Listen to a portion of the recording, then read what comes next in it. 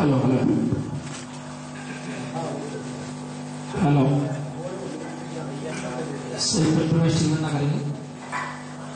ओम नमः सिद्धेभ्यः, ओम नमः सिद्धेभ्यः, ओम नमः सिद्धेभ्यः। नमो अरिहन्ताणं, नमो सिद्धाणं,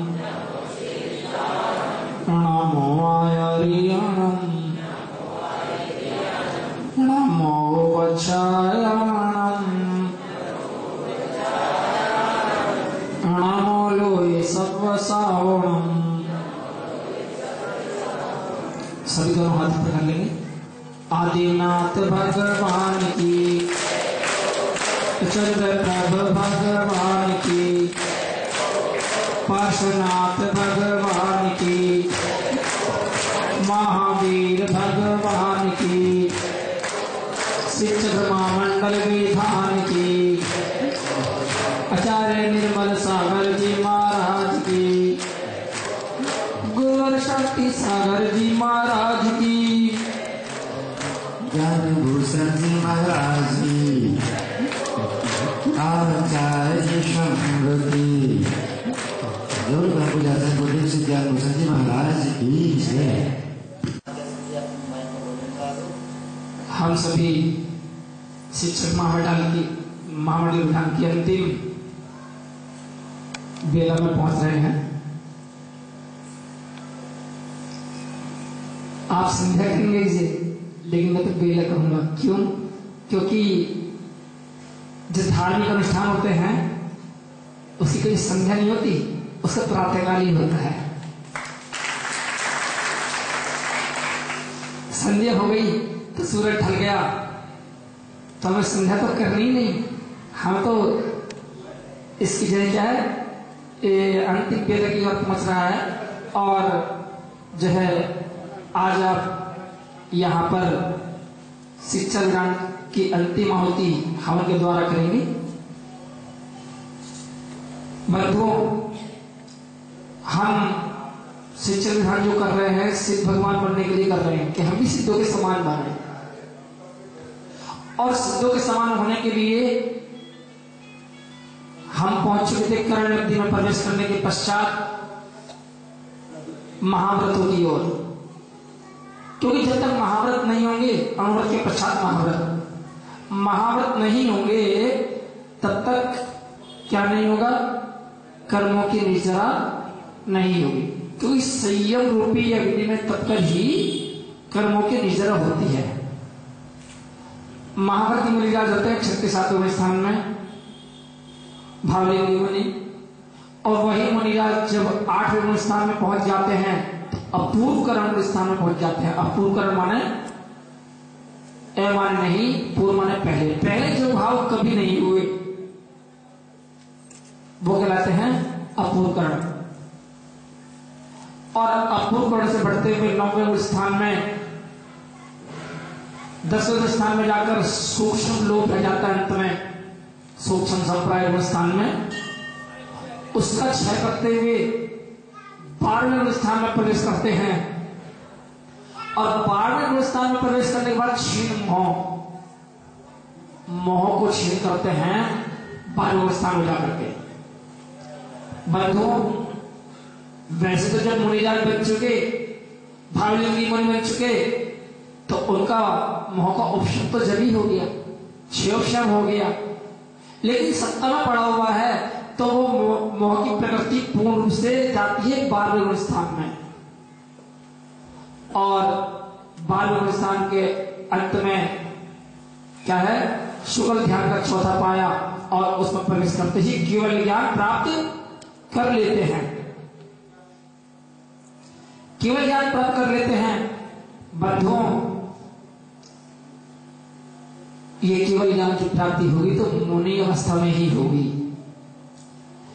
इसलिए मैं कहता हूं कि यदि आप शिक्षक विधान कराया है आप लोगों ने, तो कम से कम इतने भाव आवश्यक बनाए अपने कि हम क्या करेंगे, हम सिद्धों जैसे बनेंगे।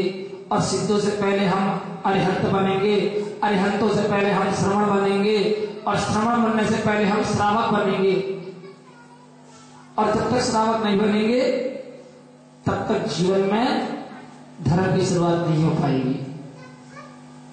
इसलिए हमें श्रावक बनना है। श्रावक कैसा? श्रद्धावान, विवेकवान और क्रियावान। हमारी श्रद्धा भी हो, देव शास्त्रों के प्रति आस्था भी हो। बंधुओं, क्योंकि जैसे आपके पास आपकी कोठी के बाहर गाड़ी खड़ी हुई है और आप चाहें उस गाड़ी के द्वारा हम दुनिया की सैर कर लें, तो उस गाड़ी में सैर जब भी कर पाओगे जब वो गाड़ी में ड्राइवर होगा, पेट्रोल होगा, ब्रेक होगा, तीनों चीज की आवश्यकता है। ड्राइवर नहीं होगा तो भी गाड़ी नहीं चलेगी, पेट्रोल नहीं होगा तो भी गाड़ी नहीं चलेगी, और ब्रेक नहीं होंगे तो चल जाएगी गाड़ी या नहीं चलेगी? बोलो हाँ कि ना? हाँ कि ना? ना तो बोलो जय रहम, जय रहम, जय रहम। उसी प्रकार से जिस प्रकार से ब्रेक, बिना ब्रेक की गाड़ी नहीं चल पाएगी, उसी प्रकार से संयम के बिना हमारे जीवन रूपी गाड़ी नहीं चल सकती। ध्यान रखना, जब तक हमारे जीवन में संयम रूपी ब्रेक नहीं होगा तब तक हमारा जीवन इसी प्रकार से व्यतीत होता रहेगा। कभी हम नरकों में जाके गिरेंगे, कभी त्रियंचों में गिरेंगे, कभी देवगति में जाके गिरेंगे। मनुष्य गति एक ऐसी गति है जिसमें हम संयम ले सकते हैं। तो बंधुओं, कम से कम हम जेडी बन जाएं, श्रावक बन जाएं, अष्टमूल गुणधारी बन जाएं, और संग व्यसन का त्याग करते हुए, देव साधु के प्रति आस्था रखते हुए, और क्या करेंगे हम? जो है क्या है, अष्टमूल गुणों का पालन करें। मध्यमास वधु 5 नंबर फल। यहीं से मेरी शुरुआत हुई थी कि जब तक हमारे अष्टमूल गुण नहीं होंगे, मूल माने जड़, जब तक हमारे अष्टमूल गुण नहीं होंगे तो हमारा एक कदम भी आज तक धर्म की ओर नहीं बढ़ पाया। ध्यान रखना, अष्टमूल गुण होने तो जरूरी है। माने अष्टमूल गुणों में आ जाता है रात्रि भोजन त्याग। रात्रि भोजन त्याग का अर्थ है कि हमें रात्रि में पानी भी नहीं पीना, चाहे बीमार भी पड़ जाएं। अरे बीमार पड़ जाएंगे तो प्राणी तो निकलेंगे, इससे ज्यादा तो कुछ होना नहीं है। और मृत्यु तो एक दिन आनी ही आनी है, मौत तो एक दिन आएगी, जरूर आएगी। इसलिए कहा है जिंदगी एक सफर है सुहाना, यहाँ कल क्या हो किसने जाना। जिंदगी एक सफर है सुहाना, यहाँ कल क्या हो किसने जाना। जान जानी है जाएगी एक दिन, मौत आनी है आएगी एक दिन। ऐसी बातों से क्या घबराना, यहाँ कल क्या हो किसने जाना। आप लोग क्या करेंगे? महाराज हमारे रात्रि भोजन का त्याग है, तो मैं पूछता हूं पानी का भी त्याग है? बोले नहीं, अन्न का त्याग है। और अन्न का त्याग करने से आप 25% जैनी भी नहीं बने। 25% जैनी कब बनोगे? अन्न का नहीं होना चाहिए। खाने वाली कोई भी चीज हो, चाहे वो अनाज हो, चाहे वो ड्राई फ्रूट हो, चाहे वो फल हो, कोई भी चीज हो खाने वाली, उसे आप नहीं खाएंगे, 25% जैनी बन जाएंगे। मैं पूछता हूं तुम रात्रि में आलू की टिक्की और आलू का लच्छा तो नहीं खाते? बोले महाराज वो तो चल जाता है, वो अनाज थोड़ी है। अरे दिन में हमारे आचार्य निषेध कर रहे हैं कि तुम्हें दिन में भी जमीकर नहीं खाना, और तुम रात्रि में खा के अपने आप को धर्मात्मा समझ रहे हो। कैसी गलती कर रहे हो? गुड़गांव वालों की बात नहीं कर रहा मैं, गुड़गांव वाले तो ऐसी गलती नहीं करते होंगे, और जो कर रहे होंगे वो समझ गए होंगे, वो अपनी भावना बना लेंगे, तैयार हो रहे हैं कि महाराज हमारी ऐसी गलती आगे से नहीं करेंगे, पहले कर रहे थे। तो बंधुओं, ऐसी गलती मत करना कि रात्रि में छोड़ करके और रात्रि में क्या करें, आलू की टिक्की खाने का भाव बनाए, वो तो और ज्यादा दोस्त का कम हो जाएगा, उससे अच्छा तो रोटी ही खा लेते। इसलिए कहता हूं, अरे ओ समा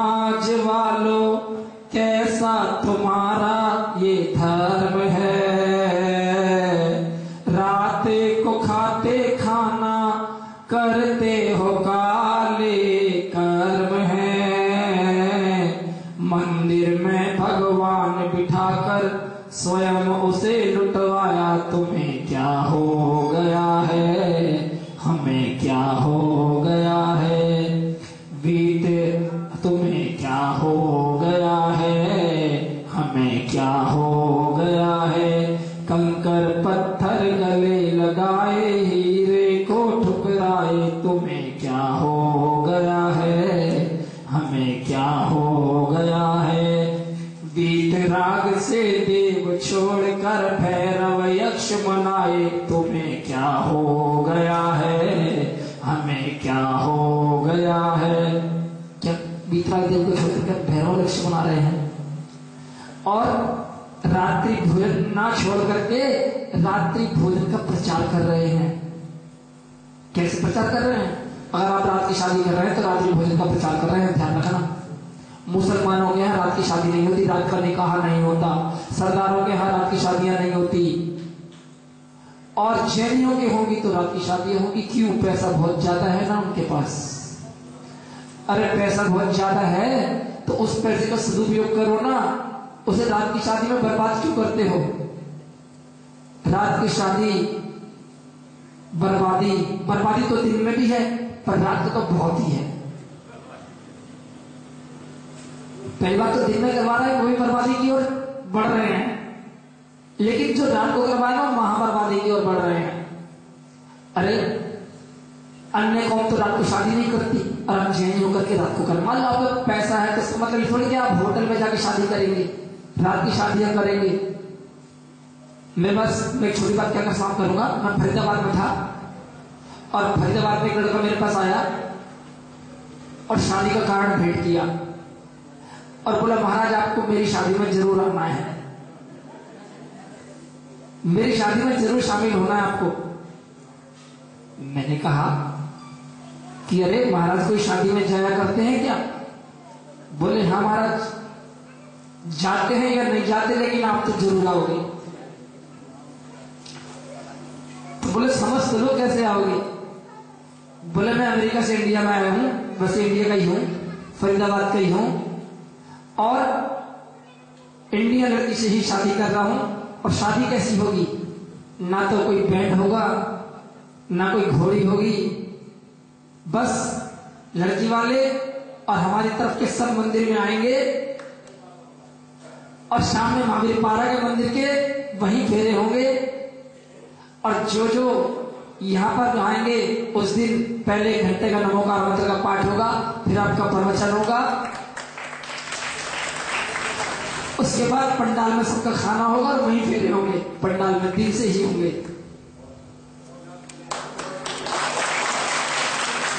और 25 लाख रुपए पर मंथ उसकी तनख्वाह। तो बंधुओं अब आप सोचो कि वो पैसे की बर्बादी नहीं कर रहा, वो भी चाहता तो खूब पैसे की बर्बादी करता, लेकिन ऐसा नहीं। तो अगर हमारे पास पैसा मिला है पुण्य के योग से तो उसको पाप में लगाने के लिए थोड़ी मिला। तो उस पैसे को आप सदुपयोग करें, उससे अनाथ लोगों की सहायता करें, उससे दीन दुखियों की सहायता करें। क्योंकि मंदिर तो प्रभावना में आता है ना 8वें नंबर पर। 8वें नंबर से पहले आता है वात्सल्य। वात्सल्य माने 7वां वात्सल्य। अगर हमारे अंदर सहधर्मी भाइयों के प्रति, दीन दुखियों के प्रति वात्सल्य नहीं होगा तो हम कैसे धर्म की शुरुआत करेंगे? दर्शन विशुद्धि भावना। दर्शन विशुद्धि भावना क्या है? कि संसार के सभी जीव सुखी रहें, कभी किसी को कोई कष्ट ना पहुंचे, ये कहलाती है दर्शन विशुद्धि भावना। तो बंधुओं इसलिए कहता हूं, दीन दुखी की कर ले सेवा। एक बार की बात है, मैं जब बड़े गांव में था, एक महिला मेरे पास आकर के रोने लगी। एक महिला मेरे पास आकर के रोने लगी, बोले महाराज जी मुझे किसी सेठ ने मेरी छत बनवाने के लिए कह दिया था कि तू अपने घर की छत बनवा ले और जो पैसे की जरूरत पड़ेगी वो मैं वापसी के तौर पर दे दूंगा। और अब उसने मना कर दिया, मेरे पर गिरवी रखने के लिए कुछ नहीं है। जैन परिवार की महिला की बता रहा हूं आपने। और उसी समय अशोक जी मेरे पास कमरे में प्रवेश करते हैं, जिस समय वो महिला अपना दुखड़ा मुझे बता रही थी। और अशोक जी ने कहा कि महाराज क्या बात हो गई, ये क्यों रो रही है? मैंने कहा ऐसी ऐसी बात हो गई इसके साथ में। और विवेक भी वही था उसी समय। तुरंत जितनी उसको वर्तमान में आवश्यकता थी तुरंत पूरी कर दी इन्होंने उसी समय।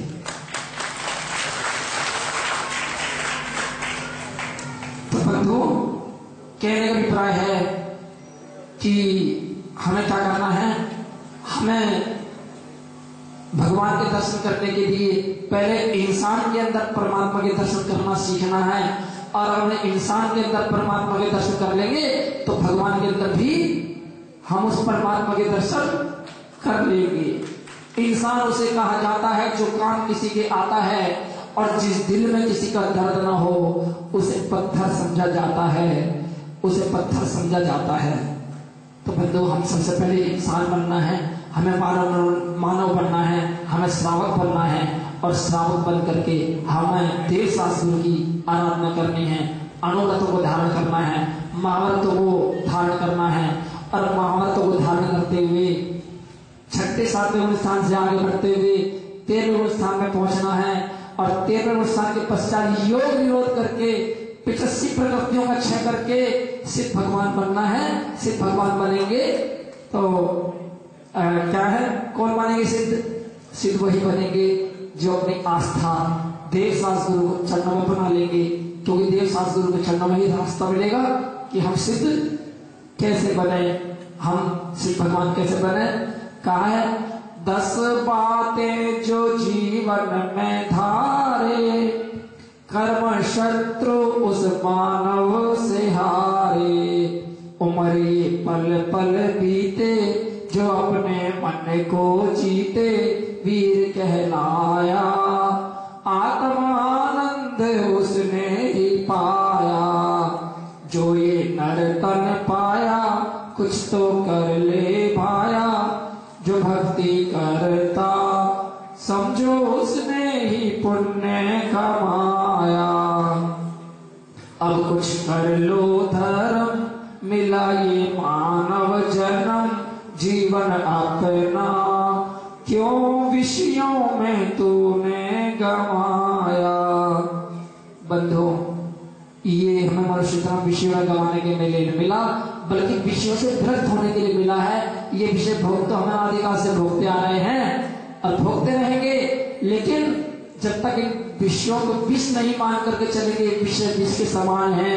सांप का डसा हुआ तो एक बार मरता है, लेकिन विषय भोगों का डसा हुआ जन्म जन्मांतर तक जन्म मरण करता रहता है, मरता रहता है और जन्म लेता रहता है। तो बंधुओं, हमें इन विषयों को क्या है, स्वागत नहीं करना, इन विषयों से हमें बचना है, इन विषयों को हमें कंट्रोल करना है, संयम को अपनाना है। और हम सभी संयम को अपना करके अपनी आत्मा का हित करें, अपनी आत्मा का कल्याण करें, 100% चैनी बने। इसी मंगल भावना के साथ में शब्दों को विश्राम देता हूँ। ओम नमः सिद्धेभ्यः। बता रहे थे वह जीवन क्या जिस जीवन में कुछ काम किसी के आ न सका, वह हृदय, अरे वह हृदय नहीं जो दुखियों को अपना न सका। और यहाँ का जो मैनेजमेंट है मुझे बहुत अच्छा लगा झारसा में आने के बाद में। तो अशोक जी ने, सुरेंद्र जी ने और सभी झारसा परिवार वालों ने इसमें जो अपना यहाँ पर बैठ करके सहयोग दिया है, सभी को बहुत बहुत साधुवाद, आशीर्वाद। पंडित जी यहाँ पर मुकेश कुमार जी, ये तो आपके यहाँ के गुरुगांव में है ही, लेकिन बहुत अच्छी क्रियाओं कराते हैं। मालिक किसी भी चीज के संपर्क करने को तैयार नहीं, अपनी क्रियाओं में सिखाए रहते हैं। आप अभी जो हवन करेंगे तो हवन में क्या है, आप जहरीले के साथ रखेंगे। माने ऐसे नहीं कि झोंक दें उसके अंदर खूब, जितनी आवश्यकता हो पंडित जी इस माले में बता देंगे आपको सब कुछ। और जो केवल अपने हेतु जिया उसका जीवन ही व्यर्थ रहा, मानो में मानवता न रही। तो कहने का बहुत सरल और बहुत सुंदर उपाय है। शास्त्र दान करने से हमारे बुद्धि का विकास होता है, ज्ञानावली का विकास होता है और परदेश वाला बनने का के नक्शे पर चलना फॉर्नेस द्वारा हमें यानी कुंद बनने का सौभाग्य प्राप्त होता है। फॉर्नेस द्वारा से कुंद बनने का सौभाग्य आज फॉर्नेस से बहुत आगे निकल चुके हैं। चलिए हेलो बस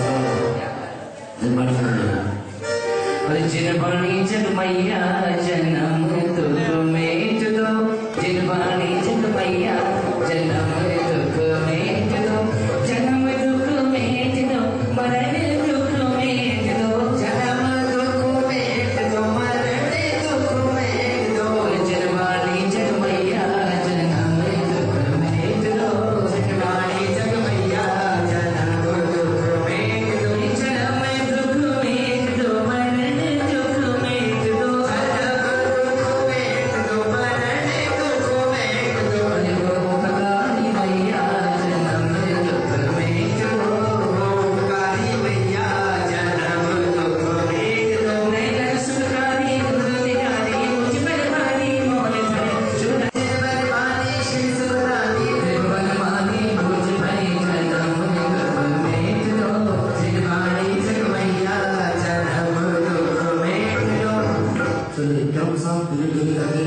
अपने जोड़े के साथ नाड़ी के साथ आते जाए मसाज रखते जाए चढ़ाते जाए।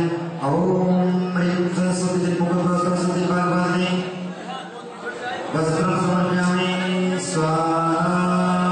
आराम से आराम से आराम से सारे ऊपर ही रख दीजिए नीचे जो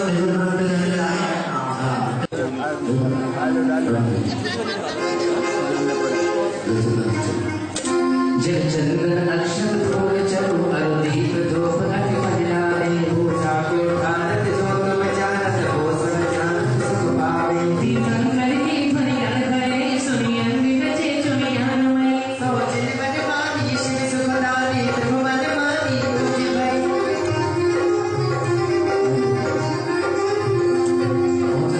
अपने स्थान पर ओम प्रेम शीघ्रता कीजिए। ओम नित्य भूर्भुवः सरस्वती भगवानी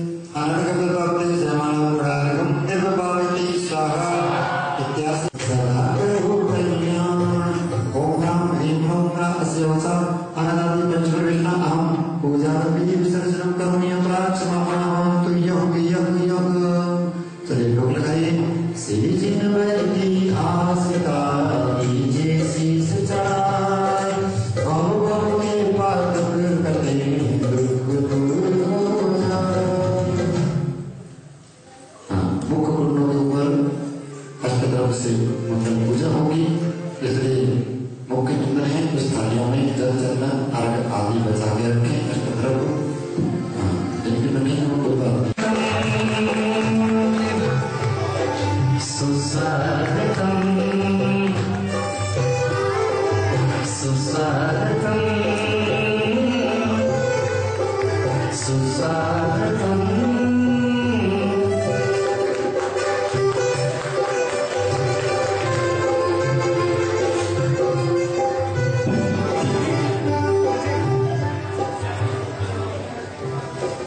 आभारी हूँ आप सभी का कि आप लोग सुविधा में बैठे, आप लोगों ने मुझे सुना हम लोगों से और हमारी इस टीम से, रत्नेत्र टीम से, ये रत्नेत्र के प्रति 3 विद्वान 3 आचार्य ऐसे विद्वान सुरीले कंठी के धनी मधुर भाषी हमारे पंडित जी जितेंद्र जी, जो लगातार कई वर्षों से झांसा की पवन धरा पर अनेक विधान पूजन के माध्यम से सभी को आनंदित करते रहे हैं। उनका हम बहुमान करते हैं, उनका सम्मान करते हैं कि उन्होंने इस महोत्सव में पधार कर अपनी सेवाएं प्रदान की, सभी को अनुग्रहित किया। और अब मैं आमंत्रित करता हूँ आचार्य श्री विभव सागर जी महाराज, जो आचार्य विराग सागर जी के शिष्य हैं, उनके संग में आप 5 वर्ष तक ब्रह्मचर्य अवस्था में रहे हैं। आपने 5 वर्ष का ब्रह्मचर्य धारण कर आचार्य विभव सागर जी के साथ रहे हैं, अध्ययन किया है, अच्छे विद्वान हैं। और मैं इस तरह से मैं आमंत्रित कर वही अखिलेश जी, उनका बहुमान किया जा रहा है, वो ऐसे ही प्रगति करते रहे और आगे बढ़े, ऐसी मेरी मंगल भावना और मेरा ऐसा पावन सहयोग उनको रहेगा। वो निरंतर अभी भी विवाह संस्कार हुआ है 4 फरवरी को, और मोतिकारी जरूर जनानी पंडित अभी आ जाएंगे, आई नहीं अभी। हाँ, तो ऐसे पंडित जी जो सेंट्रल पंद्रह मंदिर में विराजमान है, उनका हम बहुमान करते हैं। पंडित सर जी, हाँ ये सेवाएं हो गए, जितने ये सेवाएं हो गए, तो सब मैं इनको बुलाऊंगा। तब तक राम भैया अपने मधुर कंठ सहित मेरे आयोजन में बधाएंगे। और हाँ, राम भैया का जो पूरा ग्रुप है, भैया ढोलक भाई जो हमारे बीच में है वो बता रहे हैं, और राजा जी जो क्या नाम पैर बजाते थे वो हैं, और एक और यहाँ पर जो है भैया बाबा जी ढोलक पे थे वो बता रहे हैं, बाहर है शायद। आइए हम आपका भी बहुमान करना चाहते हैं।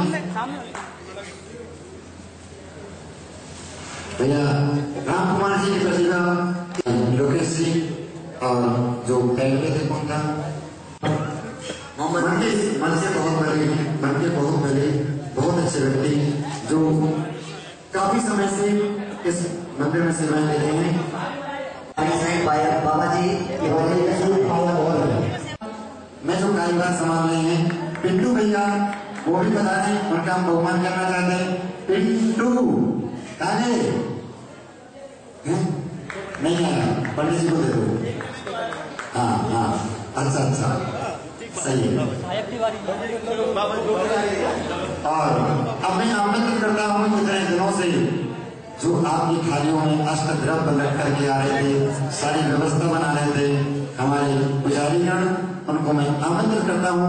भैया गिरीश जी, जितने मैंने, हमें लगता है शुरुआत यही से हुई थी और अंत भी यही होगा। ऐसे मनोज जी का मनोयोग से तालियां बजाकर स्वागत करिए।